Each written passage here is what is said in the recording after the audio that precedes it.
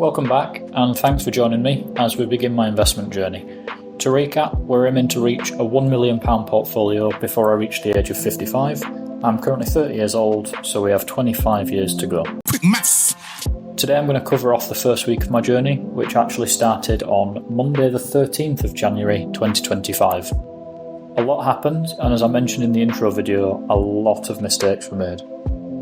So I've always been fixated on having either a second income stream or a passive income stream, and I've never settled on a firm way of achieving that.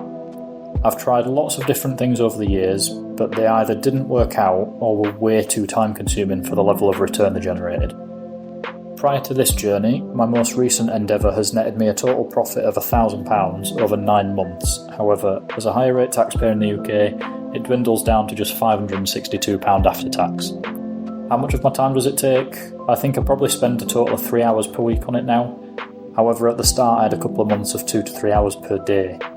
So over the 9 months, I estimate I've spent around 200 hours on it. So if you work out the hourly rate there, it's just £2.80 an hour. It's really not worth my time. My YouTube feed is often showcasing different ways of generating passive income, but most of them are either clickbait or unsustainable, so I rarely watch them. Until one day, I saw one related to dividends and generating a portfolio large enough to sustain yourself in retirement on dividends alone. Dividends are a payment that companies make to shareholders. At the time, that's all I knew about them. Why do they make them? How often do they make them? How large are they relative to my investment? All questions I didn't know the answer to. So I watched this video. Between the idea of growing my money and the fun I had with a demo portfolio when I was 16 or 17, I thought it'd be a fun thing to try. I was aware that all investments made should be long term, but that's something I can afford right now. The other thing that pushed me towards this was that I already had £20,000 sat waiting in a trading 2-on-2 cash ISA. For the last couple of years, as interest rates have fluctuated, I've regularly switched ISA providers as the interest rates have changed and other providers have offered higher rates. £20,000 in an ISA with 2% interest is £400 a year. The same amount with a rate of 5.1% is over £1,000 a year. In 2024, Trading 2-on-2 offered a 5.12% interest rate, so I jumped ship. I should caveat that the interest rate has dropped a little now. I think it's about 4.9% AER, and you should be careful with Trading 2-on-2. They use QMMFs to hold money, so the FSCS £85,000 protection isn't 100% guaranteed. As I already had the cash ISA, opening the stocks and shares ISA on Trading 2-on-2 was literally a couple of taps. Moving money was just as easy and instantaneous. The good thing about this ISA is that Trading 2-on-2 will still offer you the same interest rate as the cash ISA on any uninvested funds. So whether I'd put my £20,000 in the cash ISA or the stocks and shares ISA and left it uninvested, it wouldn't have made a difference. I'd have the same amount of interest now. So I've got my account open, let's put some money in. I started with just £1,000. I clicked the invest into a pie button and was thrown at some ready-made pies on the Trading 2-on-2 platform. I dropped £500 straight into the BlackRock core pie that Trading 2-on-2 suggests and chose aggressive. Probably not the best move for day one. Why did I choose aggressive? Well, I'm here for the gains and I'm willing to risk it, so why settle for less than the best gains I can aim for? I knew I wanted to put some money in index funds, as I've heard in the past that these are the best passive growth options for the long term, and a company name I've heard numerous times in the past is Vanguard. So I had a quick search and found lots of different funds. Some of them made sense to me, but others contained letters and codes that I had no idea about. ESG, UCITS, DIST, ACC. There were multiple that had very good returns, so I figured the best thing to do would be to spread some money across all of them. The remaining £500 I had in the stocks and shares ISA wasn't going to be enough, so I dropped another £1,000 over from the ISA. £250 went into the Vanguard S&P 500 DIST, £250 went into the Vanguard FTSE 100 AC, and £500 went into the Vanguard FTSE All World High Yield Dividend DIST.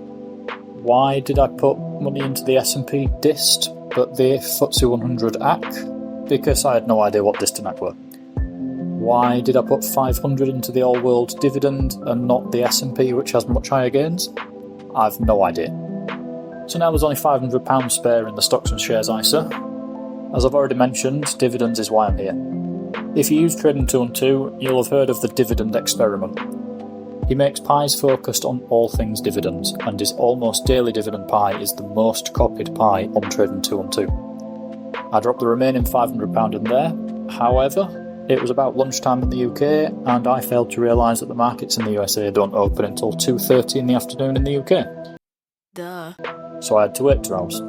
I came back around 3 PM that day. I realised the stocks had been purchased, and I was enjoying Trading212. It was slightly addictive watching my portfolio go both up and down, hoping that the next change was going to be an increase. When it was a decrease, I'd go through the pies and work out which stock had fallen and try and guess why, but also check what kind of trajectory it was on. It was so addictive that I added another £1,000 in from the cash ISA. So the running total of net deposits is now at £3,000 on day 1. Here's me thinking I'd start small and add in gradually. As I mentioned previously, the dividend experiment creates dividends targeting pies of all kinds. So one that appeals to me in the UK is the UK Income Factory pie. It's a pie of currently 39 stocks that are all UK based and are regular dividend payers. I threw another £500 at that. I found another pie that was big tech and includes the likes of Microsoft, Nvidia, Tesla, Apple, Meta, Alphabet and Amazon, and I was taken aback by the annual average return of these companies. It seemed stupid not to invest, so I dropped £250 in there, and that's where day 1 ended. Investing seems so easy, everyone else has done all the hard work for you. So my day 1 summary.